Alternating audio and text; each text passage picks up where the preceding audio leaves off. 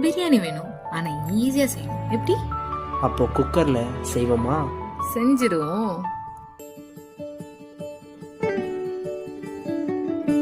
உன்னை நினைச்சதும் மனசு மயங்குதே, மனசு மயங்கிதான் முத்தம் கேட்டதே, முத்தம் கேட்டதும் முகம் சிவந்தது, முகம் சிவந்ததும் இதயம் திறந்தது, இதயம் திறந்ததும் ஆசை நுழைந்ததே, ஆசை நுழைந்ததும் தூரம் குறைந்ததே.